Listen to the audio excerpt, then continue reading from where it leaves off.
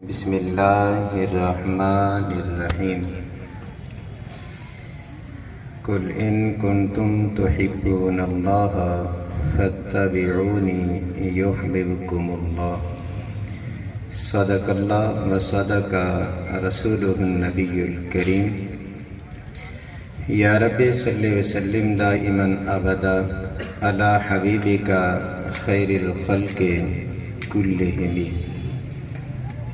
عزیزان گرامی، آقا نبی کریم صلی اللہ علیہ وسلم کے ذکر پاک کی اس بزم میں ہم حاضر ہیں۔ دعا ہے کہ اللہ تعالی ہم سب کی حاضری کو قبول فرمائے، اور جتنے احباب دور و نزدیک سے چل کے آئے ہیں اللہ ہر ایک کو اجر عظیم کی دولت عطا فرمائے۔ میں دعا گو ہوں کہ جن احباب نے یہ عظیم انتظام و اہتمام کیے ہے اللہ تعالیٰ ان کی سعی کو بھی قبول فرمائے۔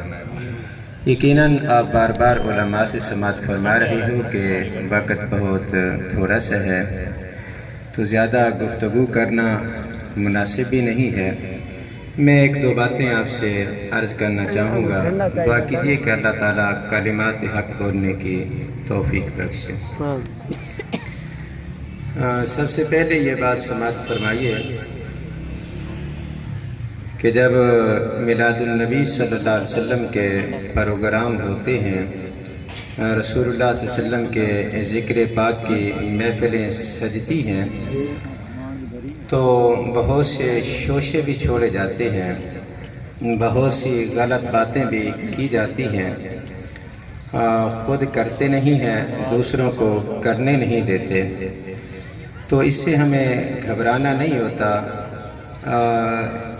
ایسا کرنے والے پہلے بھی تھے، اب بھی ہیں، ہوتے رہیں گے، لیکن ہم نے اپنا کام کرنا ہے کہ ذکر سرکار صبح بھی کرنا ہے، شام بھی کرنا ہے جی، اس سے ہمیں گھبرانا نہیں ہے۔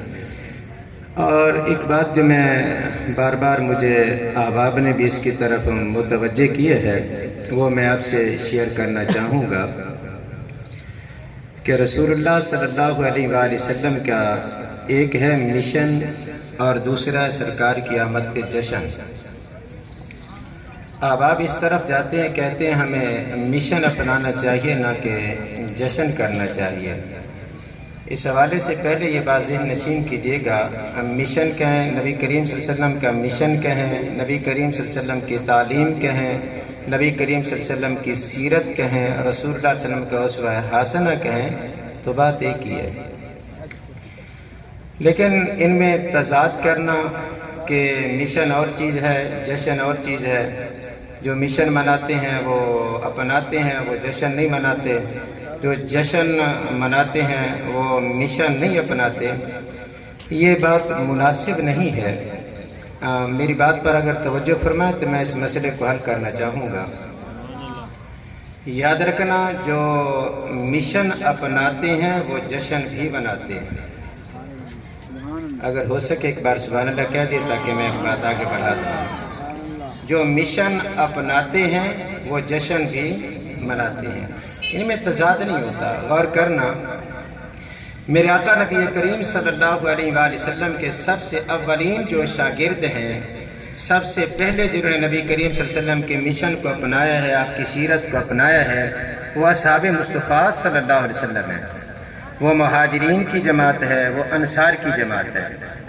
اور جب آقا نبی کریم صلی اللہ علیہ وآلہ وسلم آپ مکہ سے مدینہ تشریف لے گئے تھے تو رسول اللہ صلی اللہ علیہ وآلہ وسلم کی آمد مبارک پر یہ جو مشن اپنانے والے احباب تھے، انہوں نے سرکار کی آمد پر جشن بھی منایا تھا کہ رسول اللہ صلی اللہ علیہ وآلہ وسلم جب مکہ سے مدینہ تشریف لے گئے تو مدینہ کی جو چھوٹی چھوٹی بچیاں تھیں انہوں نے سرکار مدینہ صلی اللہ علیہ وسلم کی نعت خوانی کی۔ طالع البدر علینا من ثنیات الوداع واجب الشکر علینا ما دعا للہ داعی۔ اور جو بزرگ تھے اور خواتین تھیں، رسول اللہ صلی اللہ علیہ وسلم جب مدینہ میں داخل ہوئے تو یہ گھروں کی چھتوں پر چڑھے ہوئے تھے، اور یہ جو لڑکے تھے، نوجوان تھے، یہ مدینہ کی گلیوں میں گھوم رہے تھے اور ان کی زبانوں پر ایک ہی ترانہ تھا، ینادون یا محمد یا رسول، ینادون یا محمد یا رسول، یعنی وہ یہ نغمہ، یہ ترانہ یہ نعرے لگا رہے تھے، جا محمد جا محمد جا رسول، اور مسلم شریف کے الفاظ یہ آ رہے ہیں کہ یہ جو نوجوان طبقہ تھا سرکار کی آمد مبارک پر یہ لفظ کہہ رہا تھا، یا محمد یا رسول، یا محمد یا رسول، اور مدینے کی کوئی گلی بھی خالی نہیں تھی جس طرح بھی سرور دو جہاں صلی اللہ علیہ وسلم تشریف لے کر جا رہے تھے، نوجوان طبقہ یہی کچھ کہہ رہا تھا۔ اب بات ہماری سامنے آگے عزیزان گرامی، یہ مشن اپنانے والے بھی احباب تھے عزیزان گرامی، اور جشن منانے والے بھی تھے، تو اس میں کوئی تضاد نہیں ہوتا عزیزان گرامی جی۔ یقین جانیے جس ہستی کا ہم نے مشن کو اپنانا ہے ان کی شان و عظمت کو بیان کرنے سے ہمیں کنجوسی نہیں کرنی چاہیے، بلکہ جتنی ان کی شان و عظمت کو بیان کرو گے اتنا ان کا مشن اپنانے میں لطف آئے گا۔ دوسری بات بھی پھر ذہن نشین کیجئے گا عزیزان گرامی، آقا نبی کریم صلی اللہ علیہ وآلہ وسلم کے جب یہ یوم مبارک آتے ہیں، ربیع الاول شریف کا ماہ مبارک آتا ہے، تو احباب جو سرکار مدینہ صلی اللہ علیہ وسلم کی نورانیت مبارک کو بیان فرماتے ہیں کہ سرکار نور ہیں، تو پھر یہ آوازیں بڑی کسی جاتی ہیں آج سوشل میڈیا پر کہ رسول اللہ علیہ وسلم تو بشر ہیں، نور کیسے ہو گئے؟ تو میں یہ بات بھی آپ سے عرض کرنا چاہتا ہوں، ذرا توجہ سماعت فرمائیے گا کہ رسول اللہ صلی اللہ علیہ وسلم کی نورانیت بھی برحق ہے، سرکار کی بشریت بھی برحق ہے۔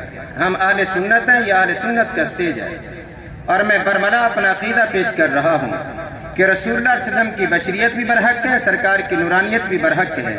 انما انا بشر مثلکم بھی قرآن ہے، قد جاءکم من اللہ نور بھی قرآن ہے، اور سراجا منیرہ بھی قرآن ہے۔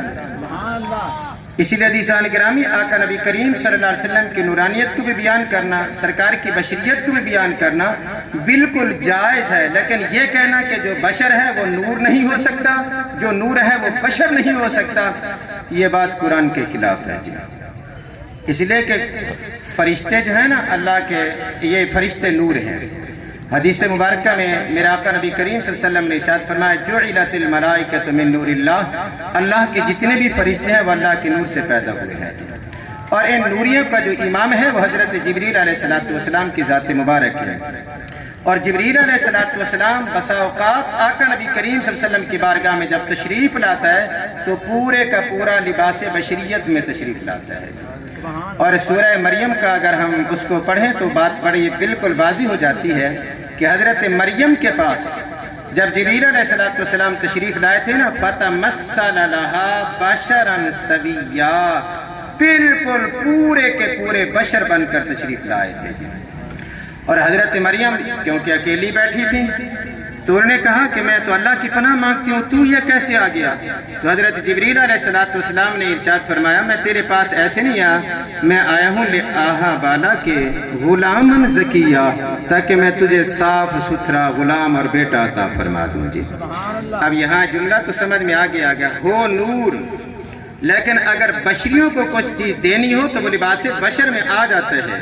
فرمایا حضرت جبریل علیہ السلام نور ہیں، لیکن دینے آئے تھے بشر کو، لباس بشریت میں تشریف لائے، تو اس لیے عرض کرنا چاہتا ہوں، ہے نور اور بشریوں کو کچھ دیتے نہ ہو تو لباس بشر میں آ جاتا ہے، تو یہ نورانیت کے خلاف نہیں ہو سکتا۔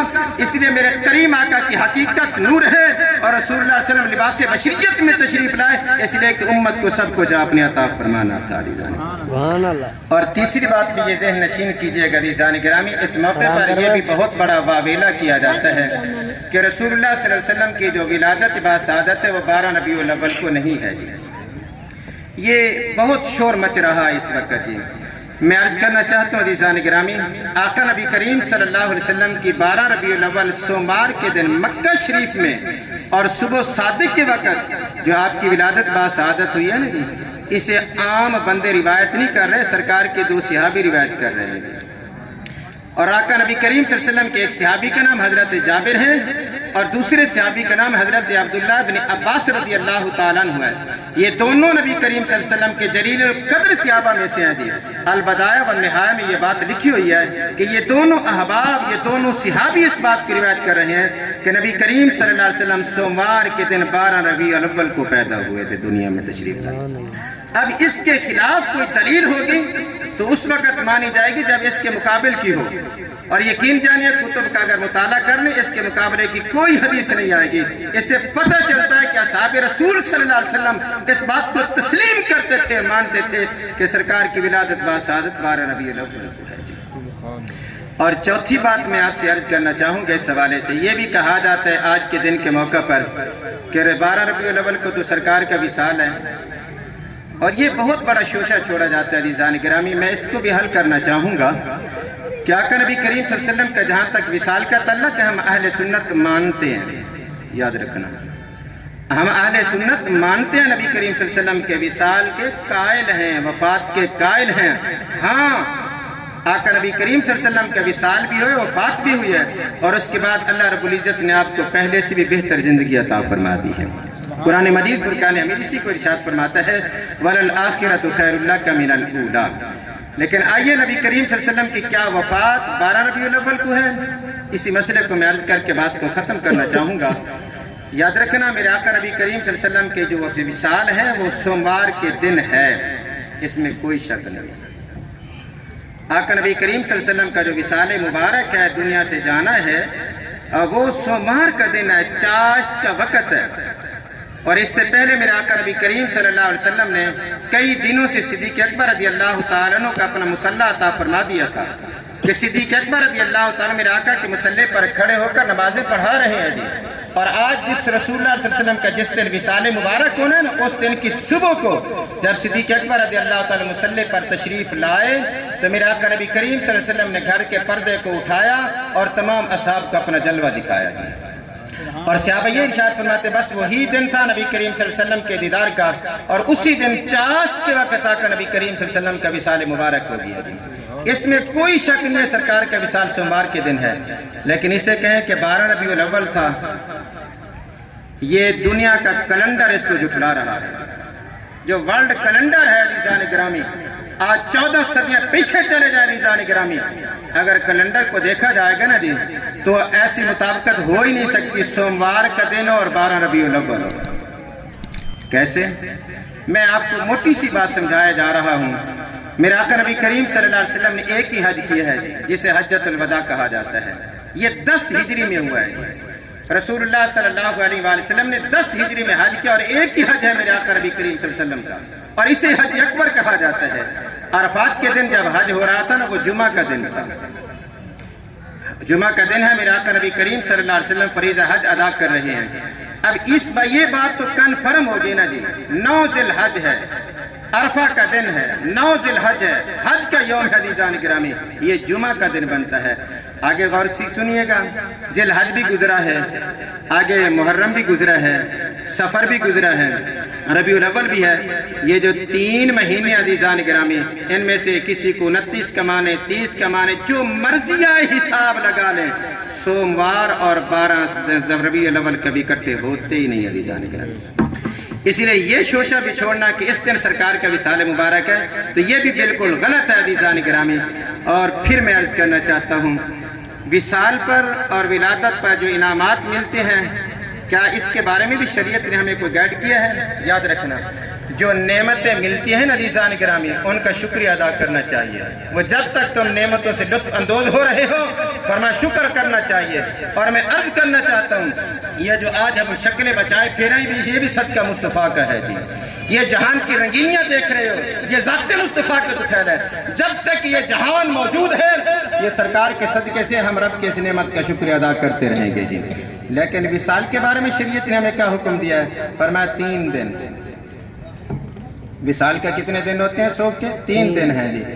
اگر بالفرض مان بھی لیا جائے تو آج کیسے کہا جاتا ہے یہ پریشانی اور سوگ کا دن ہوتا ہے؟ یاد رکھنا عزیزان گرامی، یہ مختلف قسم کی افواہیں پھیلائی جاتی ہیں تاکہ اشاکان مصطفیٰ اس کام کو چھوڑ دیں۔ یقین جانیے، یہ پہلے بھی یہ شوشے چلتے رہے، اب بھی ہیں، پھر بھی چلتے رہیں گے، لیکن رسول اللہ صلی اللہ علیہ وسلم کے عاشق جو ہیں وہ سرکار کا ذکر کرتے رہے ہیں، کر رہے ہیں اور کرتے رہیں گے جی۔ اللہ تعالیٰ میری الفاظ اپنی بارگاہ میں قبول فرمائے۔ وما علینا الا البلاغ۔